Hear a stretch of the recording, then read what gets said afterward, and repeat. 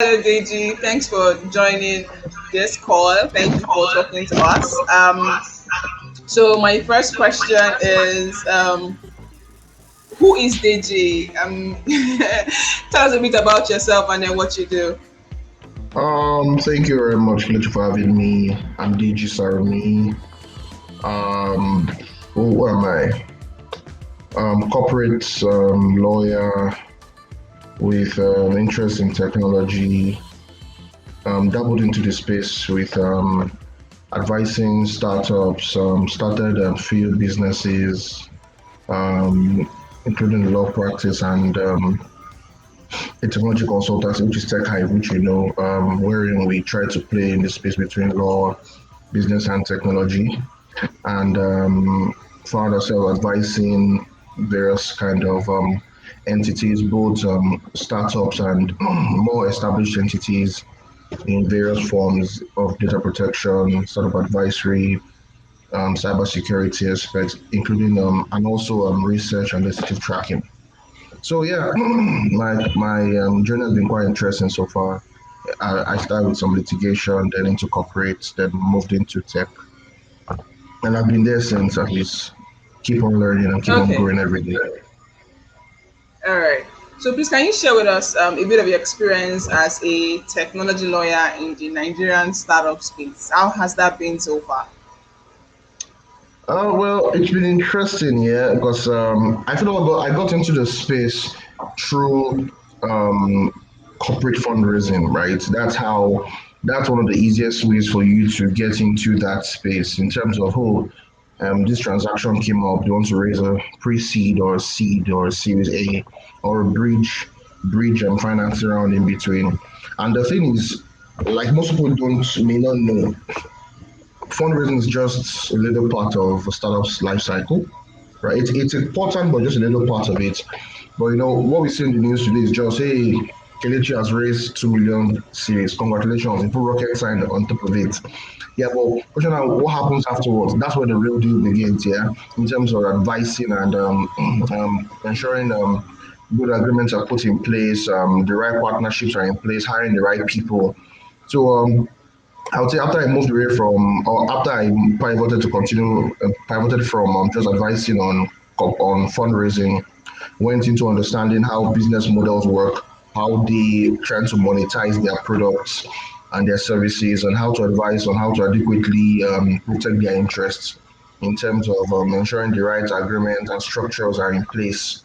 So I've dealt with various kinds of entities, fintechs, proptechs, guys in the agro tech space as well.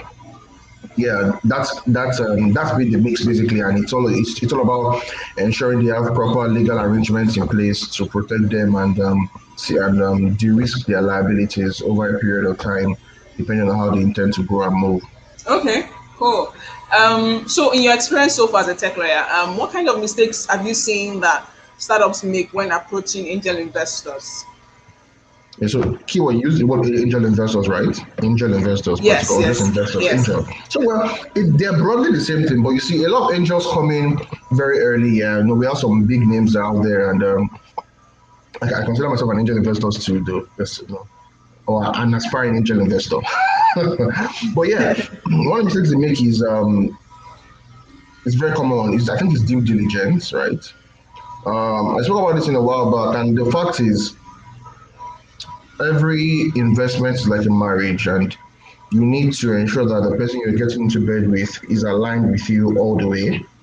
And unfortunately, the way the space is growing, people are clamoring for, hey, get more local investors involved. But a lot of local investors, unfortunately, a number of them are actually not they're actually not educated enough about how startups work, right? So they think about it like a company.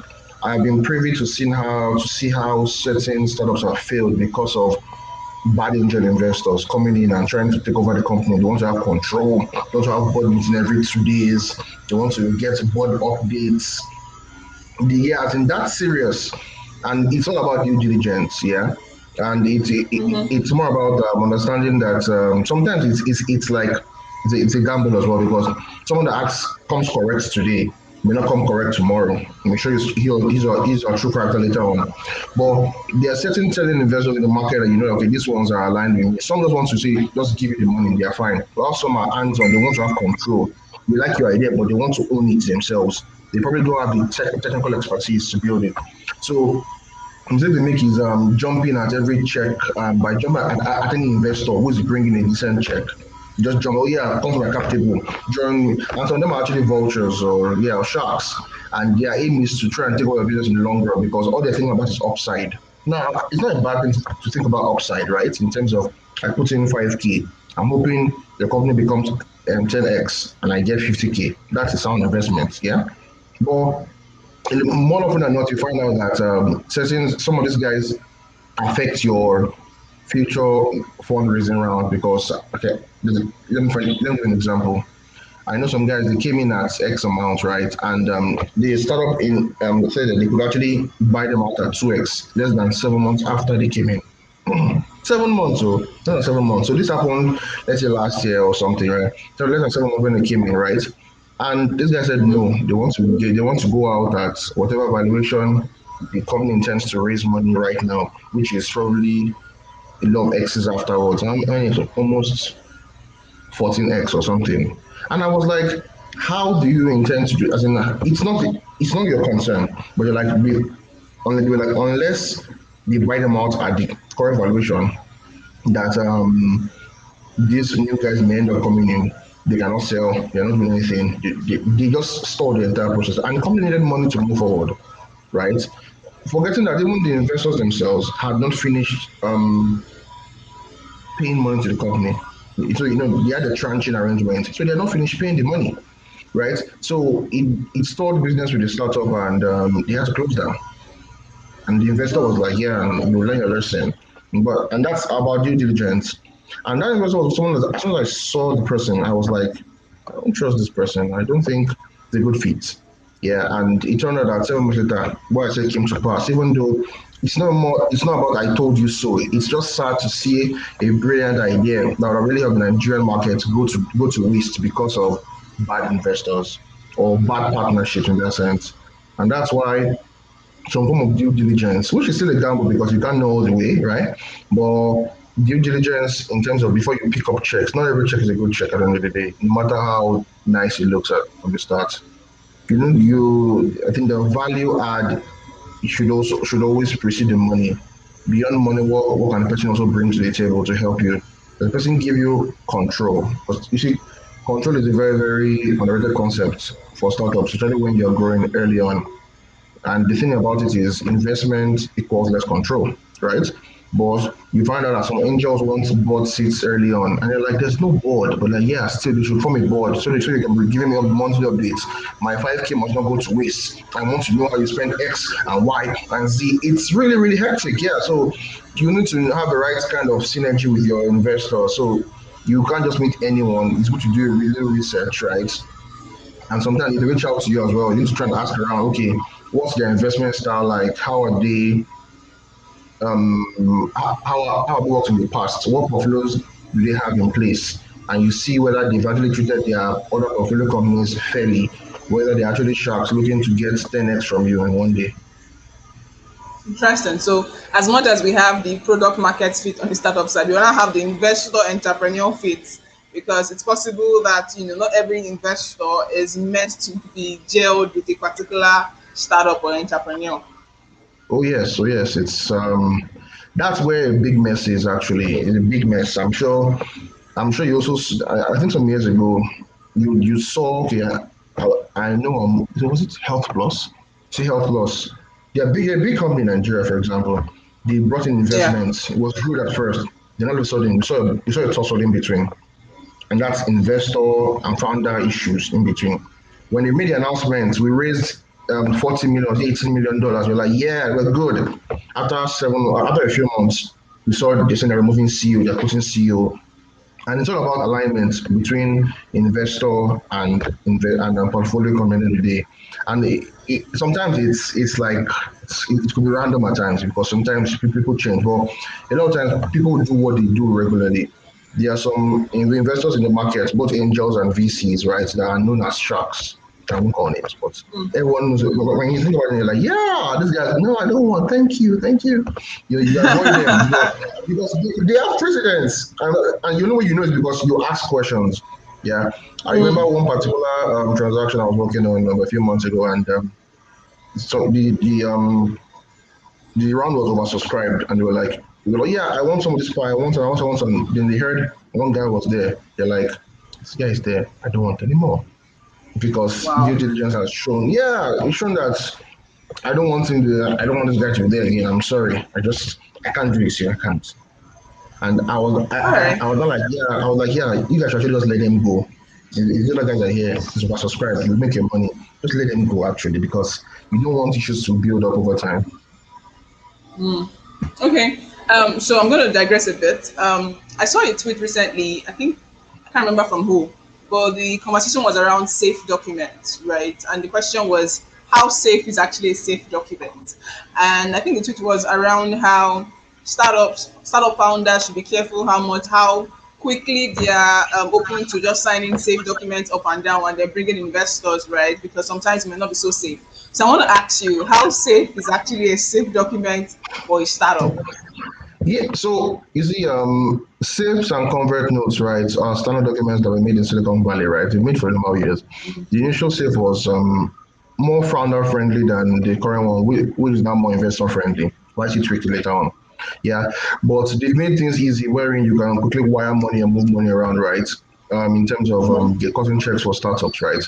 And the English there can be the grammar there can be a bit ambiguous or a bit big for people to understand, but it's really not so hard. How safe, which is why sometimes you require someone that understands it, whether an advisor or a lawyer, right? Now, it is common that in the industry, founders don't like to pay lawyers. Let's get that clear. They don't like to pay advisors. I want to say that for everyone to hear again. But the reason why it's also important is because everyone says, don't worry, you can know it yourself. But some things you can't just know yourself. Some people don't some people just they read about it and it goes over their head. You don't understand it. So why not meet someone that actually understands it better? And I'll tell you why. So it's really advisable, right? So safes are you usually using, let's say, Series A, sorry, pre-seed and seed. Usually when you find using safes a lot, right?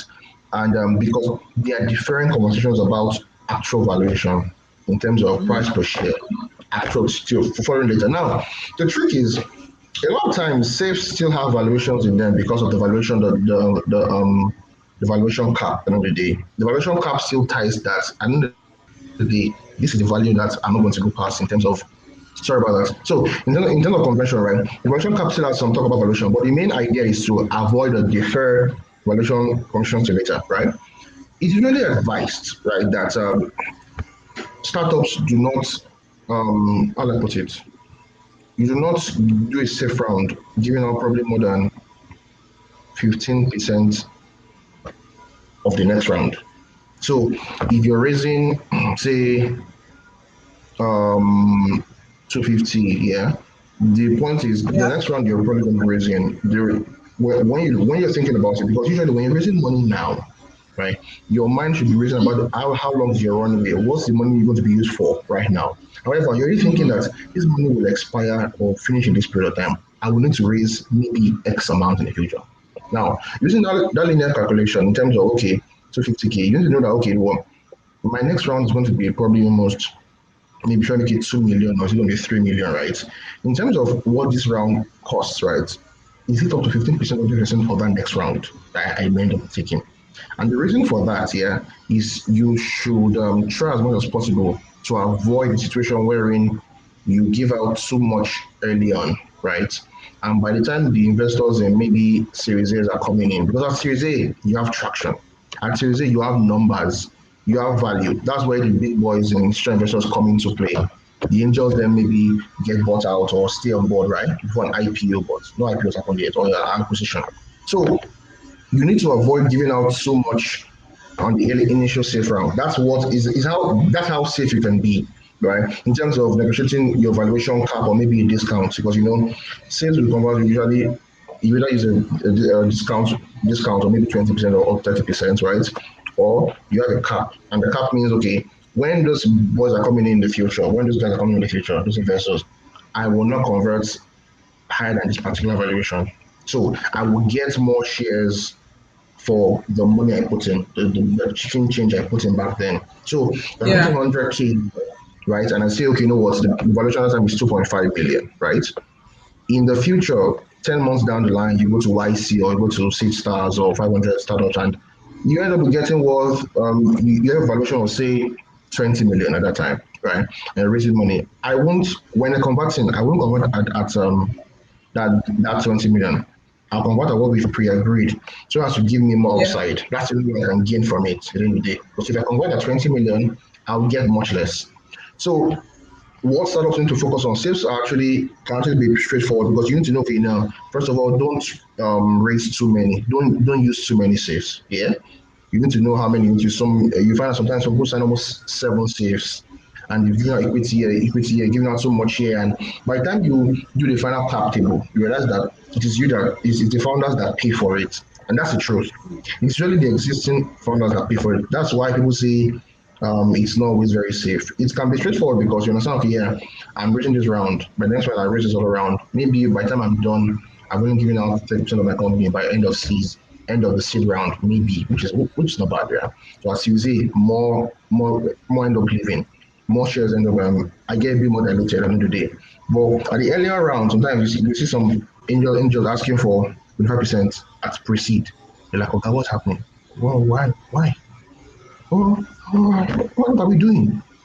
Yeah, and it's also you know sharks because these guys you should understand that there's an amount you shouldn't give out at pre-seed and an amount you shouldn't at seed, so that you have a lot to play with by the time you get to the Series A when you usually have numbers backing up each share, meaning each share is worth X amount. So when I calculate it, I give you this money, that's what it's actually worth.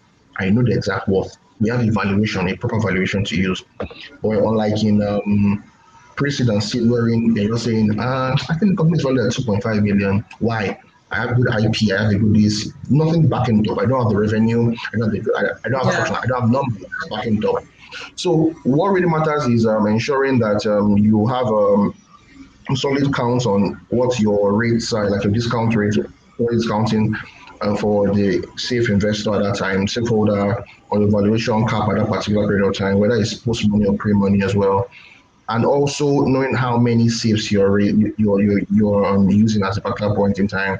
Like I said, some people use almost 7, and because they're giving out five, you don't really think about it because it's usually not it's small. But by the time all safes are unlocking, it's the investors that are coming in will not try to bully other investors. They will look at the people that are in the company right there and say, actually, I think your shares should go down. And another thing that also counts is usually you find out that ESOP is becoming a thing, employee stock option, yeah, it's becoming a thing. And you know ESOP, right? So now imagine you've given out so much, you've given out a number of sales already, right? And they want to convert. Now, Yeah. and you want a Series A guys to come into the company as well, right? And they're like, okay, where's the share coming from? Who's it being diluted and all? You will get diluted. And you see, actually, we also for good governance sake, we require you to create a 20% ESOP. What do you think is going to lose 20% as well? Most likely. It comes from your From side and yeah. others, but also from your side as well. Yeah, even though it may come from your side and and every other person as well, but you will have like a strong bit taken from you as well. So you've lost a lot of shareholding in that sense because you Yeah. signed out so many saves too early on, right? So you need to, and I read it somewhere that it's a cardinal rule that you should try and avoid giving out more than 15, 20% or more than 20% or up to 20% of your next round in the particular round. So we are thinking of, I want to raise the amount of money. What would this money likely be? How many percent will it be at the next round? Like if I'm raising 2 million Yeah. later on. So you need to cut seats and ensure that you're not giving out too much at this particular round, like pre-seed or seed. You're so as to ensure that by the time the next round comes, you have more equity to play with at the end of the day. So that's how say a safe can be quite unsafe if you don't watch how much equity you're giving out. And you're not giving it out at the moment. You're just saying, give me money, you get this. That's why it's sweet to you Yeah. because it is deferred gratification for the investor. give money, take it, give money. By the time you know, okay, it's time to convert, you don't start converting for each person, convert into shares, right? And you look at probably maybe another investor coming to play again, a bigger investor. But usually it's when that big investor is coming in, or those investors bring in that Series A money that the safe people always get headache. That's when you see the headache there. Because we are all now going to be on the table, fully on the table as shareholders. So let's know what each person is worth. Let's see properly. And you will think that don't worry, I have 40%. My partner has this on. He said, oh boy, you don't have what to do. You have like 36% now. Oh, that's oh boy, okay. What's happening here? What happened? How did that happen? And that's because you don't know how sales work at the end of the day. And it's still a developing market for a developing concept for us because some people actually don't understand. Some people just sign it, just go online, they get YC safe and sign it. And they don't read that the document is actually covered by is US law initially. You have to actually tweak it to Nigerian law and make it suit your purpose. Yeah. Just say, see, just sign it and make it banned by Delaware law. You in Delaware. Are you know in Michael here? Okay, this is getting interesting. Okay, thank you, Deji. So, my next question is, when approaching angel investors, for instance, I mean, I've heard you say like a lot of things about how people should be very careful with diligence. Is there any other thing you think that startups or founders should have at the back of their mind when approaching angel investors? Yeah, so, and I think I said this last year, I think, in the particular program, right? Pre-series, right? And pre-seed, yeah, and seed is, for me, is bias investing. And this is bias in terms of you tell a good story. You may not have the numbers to back you up, but you tell a good story. There's a problem. This is the issue. I have a solution. So you are basically telling the story to someone, not necessarily a proven thing that's already done or is being done properly. Yeah. You may see pivots, right? So what you need to do is you need to know how to tell your stories because sometimes that's all the angels need to hear. Tell a very good story. But I tell people, you're a founder or a founding team, you need to go and learn how to become a storyteller. Yeah. You need to catch someone's imagination. If it's in a health, if it's an healthcare application, you need to explain maybe how it affected one small boy's mother in the village where you saw, and that give you inspiration to start. A story that catches the eye, that kind of story, yeah, is what is because pre-seed and seed is biased investment. That is the truth. A lot of them do not have traction to back it up. Proper traction. They have numbers. A lot of people are calling volume, but they don't have actual numbers to back it up properly. So you need a good story to be able to approach angels and a good network as well. You if you're in the right network, you could you close around in a few days if you have the right people around you in terms of I know this guy, I know this lady, she can help you with this one, speak to them. Yeah. But beyond just recommendations, a good story can get you places, even beyond a good deck. Because a lot of times your deck is plenty or something. But you see, good storytellers, once you have a good story to tell, and you apply pressure to the bias of the investor. It doesn't say it's bias. Now, bias doesn't necessarily be a bad thing, right? Yeah, but it's still, for example, the same way I realize the bias for Nigerian women. I think the most beautiful people in the world, Nigerian women, but anywhere else. It's my personal bias, right? It's not a bad thing. For me, it's the best thing ever. So, but it's a bias all the same, right? At the end of the day, you need to play to it because that's the way the investor would Yeah. actually probably key into your story or relate. That was I can relate to it. Sometimes it's a bias you're Yeah. relating to. If I'm a familiar thing, like you say, yeah, I know what it is. So storytelling, good network, it's something you need to consider as well. When apart from knowing the kind of understanding the kind of relationship you want to have with your investor as well. Okay. Thank you. So, my final question, right? If you were to choose to be a fictional character, who would that character be? You see, And why? No, it's I, not a serious question. I know fictional character. That is I didn't watch plenty movie. That's another problem again. You haven't watched any. It's true. Even this Nigerian I'm movie. not the popcorn express. I'm not popcorn express. Fictional character. Let me see. I think Mm-hmm. I would.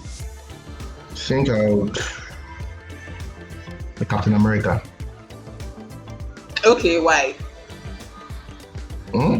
He just has that, Avengers assemble, that cool swagger, like the worthy one, you know, that's kind of thing. Always doing things for honor. Doesn't listen, doesn't yeah, that kind of thing. So I think I'll take Captain America.